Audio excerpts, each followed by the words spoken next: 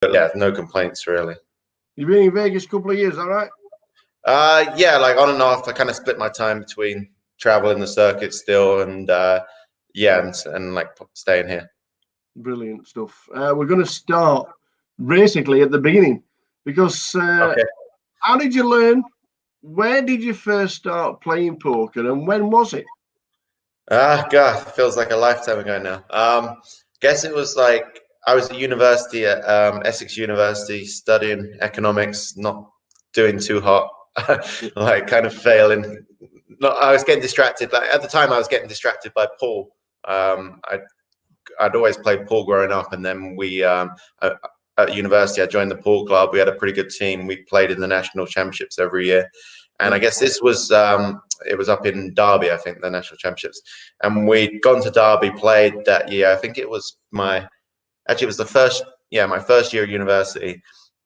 And on the way home, one of my friends saw in like the student newspaper about this free tournament on Victor Chandler Poker that all students could play. It was free to buy in, and the winner would get. I think the winner got the equivalent of about $500, but they also got a seat in this big live tournament in London. So me and my friends didn't even know the rules of poker at this point, but we decided, okay, we'll give it a spin. It's free to enter. It was on a Monday night, so there was not much going on campus that night. So me and my like 4 flatmates went on Yahoo, because it wasn't even Google back then. We went on Yahoo, printed out a set of rules, started playing amongst ourselves with like two pence coins, and yeah, just played the free roll every week. And first sort of 5 or 6 times did absolutely nothing kind of thing, and lost every hand. And then I actually came second one week for like $120. Obviously, I was gutted to come second because I missed out on the live seat, but still $120 was good money to me. I was a broke student. So now I had the dilemma of whether I cash out and sort of take my money and run, or sort of play around with it and see what happened. And I was really 50-50. I kept asking everyone because I didn't want to be determined as a gambler. I went from there, really. You've turned into, obviously, the early days of poker, you've turned into the number one, an absolute phenom. We've looked back at your pocket fives. Do you know exactly or roughly how many online cashes you've got on pocket fives? There might even be more that's not been on there, but would you like to have a guess? God, I don't know, like maybe 10,000. I don't know. It's just 11,594. That's to date. So that's a lot of poker, yeah. A lot. That's a lot of poker. That's a lot of cashes, by the way. Yeah. That's a lot of cashes. Your first on there is 5th for 13,000 in July 2006. I'm not being funny. That's 14 years ago. Yeah, that's not a bad first cash either, right?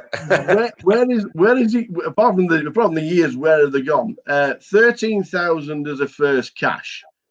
Was it instantly, this is going to be bankroll, or are we just going to squander it? Well, actually, it's kind of funny because I'd been playing poker for quite a long time at that point, and I was playing mainly cash games on the Victor Chandler site. Yeah. And it was the first. The site got shut down. It was I can't remember what the exact act it was called under, but it got shut down.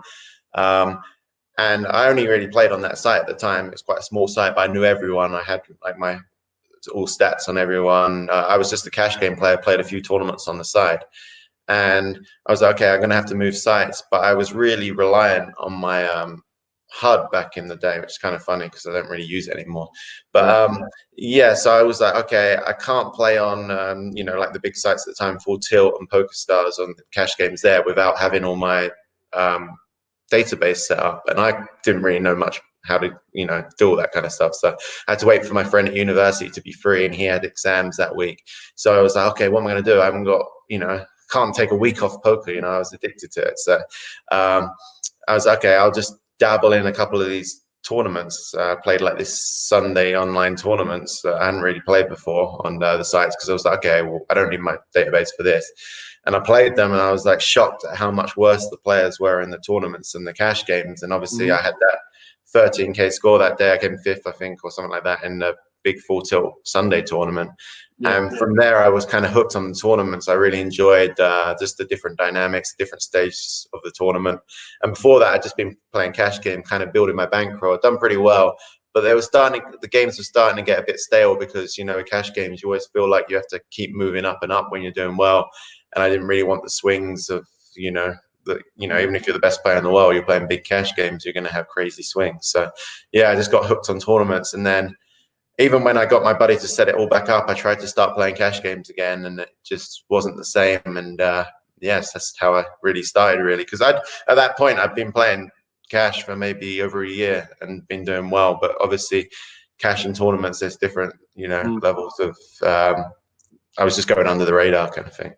Did you multi-table? Was it mad? Did you have screens absolutely everywhere? Oh yeah, I was one of the biggest multi-tablers. I was just like, my philosophy was like, if you're not in it, you can't win it. But like also I didn't really have a timeout and stuff. I was 99% of the decisions were like real quick for me. I was always been amazing at maths, like one of my strongest point. And so like I just would put different tournaments on, I had like 2 screens and I'd put them at different parts of the screen, which ones were important to me, which ones were getting deep. And so I just did it like that. And I played, would pay more attention to the ones that were obviously deep in the tournament, and I would late register a lot of tournaments so that I just didn't miss the tournament, but I could still play and just come in a bit later when the blinds are bigger.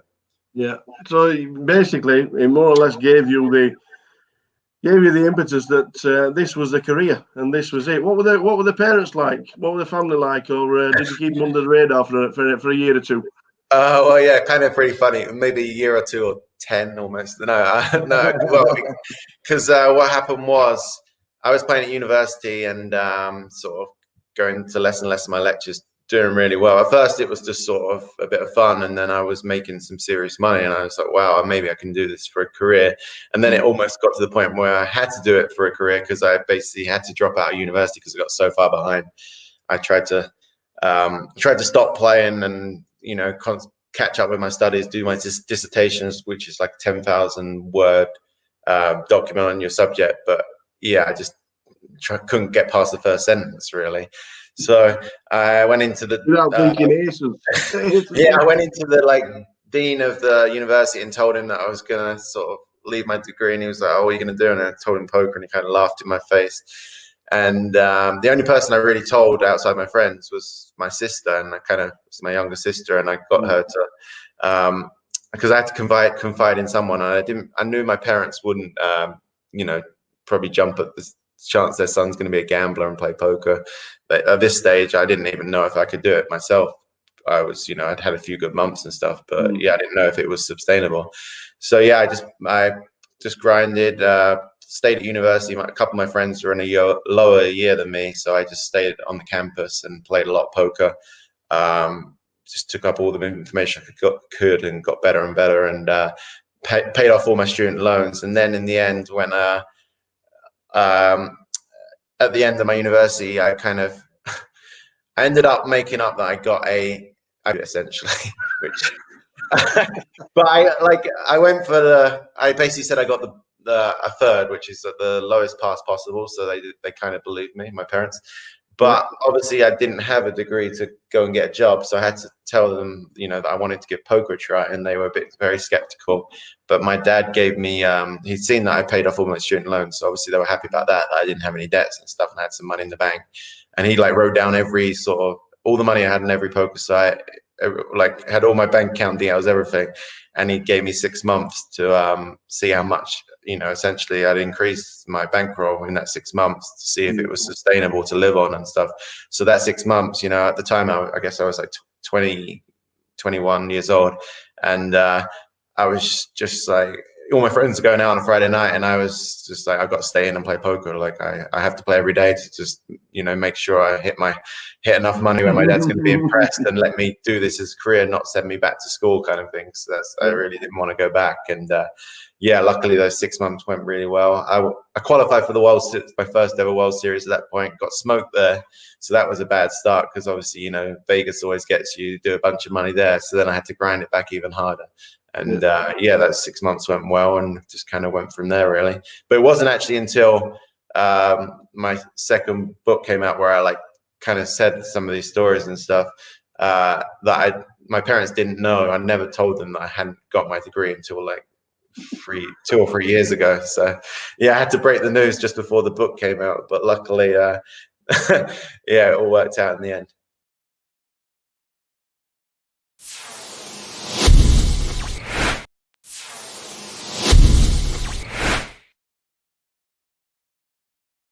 Your first few live tournaments, your first Ender Mob, 124th in the World Series 2K for 4,056. That was June 2008. Right. What was it like playing in Vegas for the first time? And how did you find it good at Vegas? Because obviously you played a lot online. So playing live to playing online, did you just have the complete contrast and thought this is just as easy as playing online? No, far from it. And to be fair, that that's my first tournament cash, but I played quite a few tournaments before that and not even cashed. Yeah, as I said, I'd gone to I think it was it 2000, maybe the 2007 World Series, or maybe it was 2006, which was the one that Jamie Gold won. It was that one. It was 2000. That was 2006. Okay, so I played that one, and obviously you just said that my first cash was in 2008, so I'd obviously played a few tournaments in between as well. But I stuck to sort of what was my bread and butter, playing online. And if I satellite into a tournament online, I'd go and play the live tournament. But yeah, I didn't have much live experience, and it was quite a different game to me, just like dealing, just so many differences. So it definitely took a lot of time for me to get used to it. Even like the first sort of 3 years after I cashed, I never really cashed anything big, like compared to what the buy-ins were. I was definitely a losing player at live poker to begin with. And just trial and error really, and like just perseverance. And then, I think it was 2011, it all kind of clicked for me. And it wasn't even that I was doing anything that different compared to before in live poker, but I was just winning the key flips, winning the key hands, had a little bit of extra confidence to go with my read and stuff. And yeah, I think in 2011, I sort of had a breakout year in live poker and actually started showing that I could be a winning player live as well as online, rather than before, where I was just sort of winning online. And then every time I played a live tournament, never cash in or min cash in, never make the final table. So yeah, it was quite a transformation. Well, the first time we ever met was a long time ago. It was the same year, 2008. It was Luton, the GUKPT. You finished 17th out of 376 entries. Can you remember who won it? Yeah, of course, cricket. Yeah, I gave him all the chips as well. With like 17 left, I started his career for sure. And it was funny because the night before we'd met, I think we'd been staying at the same hotel, and they had a pool table, and he's really good at pool, and I play a lot of pool, as I already said. So we played a few games of pool. I was chatting to him, and actually he's and his friend, who actually I knew more than Sam at the time, Pete Linden. And then we happened to both go deep in the tournament, and we played a huge hand. And my friends still make fun of me for this hand to this day. And you're actually in the background. I could hear you in the middle of the hand with your loud, booming voice. And it was like, I think it was a 3-bet pot, and I had a pair of queens, and I think it came like 2, 3, 4. So like pretty safe flop. And Sam check called, and then turn was a 5, so pretty bad card for me. Obviously, any ace makes a straight now. But then the river was a queen, and so I now made top set. And Sam shoved all into me, and in my head, I was like, like in this spot, he never really. He either has an ace, or he's turning like pair of 9s or pair of 8s into a bluff. And I thought he was capable enough to do it, so I ended up calling. I didn't like, it was back in the day when people didn't really call 3-bets out of position very much. I was, especially when online, like I was used to people just folding or 4-bet. Maybe live poker, was quite different. But I basically thought if he had ace king, he would have been all in before the flop. So I didn't put him on an ace king. And if he had ace queen, I blocked. And there wasn't many combinations left of that because I had 2 queens. And so ace jack offsuit, I thought he would fold before flop. And so yeah, I ended up calling him because I thought he was turning like a 6s, not 6, 7s, 8s, 9s, 10s all into a bluff. and yeah, he just had ace jack, and I looked very silly, and it was a huge pot. And I just remember behind me, you were saying something about, oh, Chris Moore has called and he can't even beat an ace. Oh wow, needle as well as I'm walking up. But yeah, that was my first big sort of deep run in a good tournament. So it was exciting for sure. But yeah, it was definitely very memorable as well. Sam got the trophy. He did indeed. Yeah, I used to use my chips wisely. But in 2008, he wasn't all bad because he became the world's #1 for the very first time. Had you been chasing it? Was this something that you obviously you're keeping control of what you were doing online? You were knowing you were there. You were top 10, top 5, #1. What did it mean? At the time, oh, it meant everything to me. It's like what I'd sort of devoted the last sort of few years of my life to. I was playing poker at that stage way more than even now. Like I was playing 6, 7, sometimes 7 days a week